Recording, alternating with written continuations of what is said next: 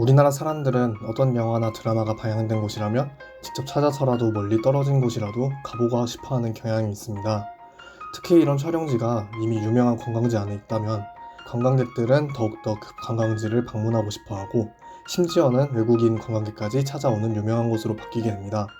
안타깝게도 이런 방식으로 유명해진 관광지들은 영화나 드라마의 인기도가 시간이 지나면서 낮아지고 따라서 관광지의 명맥이 단기적일 수밖에 없는데요. 이런 식의 관광지들 대부분이 몇 년을 못 넘기고 관광객의 수가 급격히 감소합니다. 하지만 이런 당연한 예측을 완전히 무시한 관광지가 강릉에 등장했습니다. 우리는 이 예상을 완전히 뛰어넘은 강릉의 관광지 두 곳을 다녀왔습니다.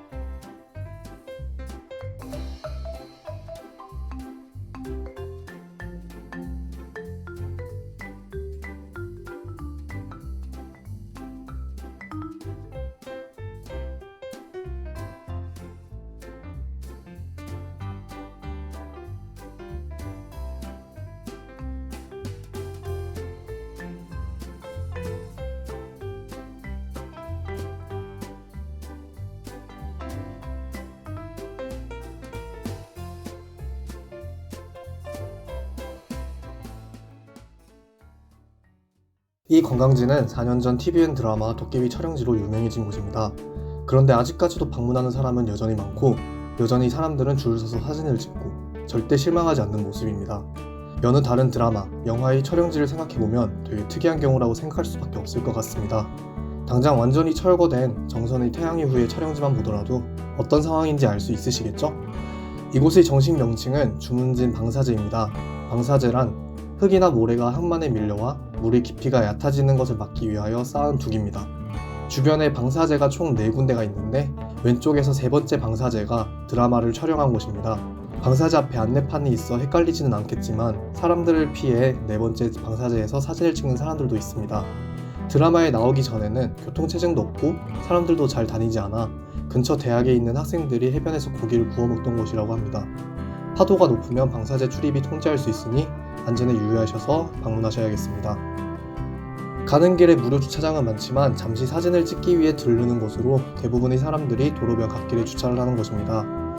하지만 이곳도 천천히 지속적으로 관광객이 줄어들고 있다고 합니다.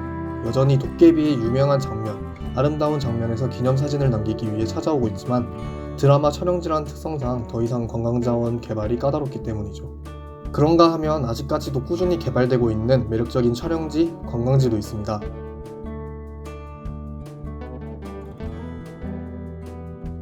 도깨비 촬영지에서 차로 10분 정도 이동하면 나오는 향호해변에는 2017년에 나온 방탄소년단의 봄날 앨범 커버 촬영지가 있습니다.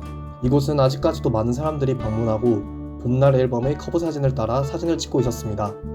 이곳이 아직까지도 많은 관광객이 방문할 수 있는 곳인 이유는 지속적인 관광 콘텐츠의 개발이 이루어졌기 때문입니다. 그 방법으로 바로 뒤 향호해변을 지속적으로 개발하고 있을 뿐만 아니라 주변의 넓은 공터에서 바다 여행의 감성을 실을 수 있는 여러 관광 산업들, 음식점이나 카페들이 계속해서 생겨나고 있습니다.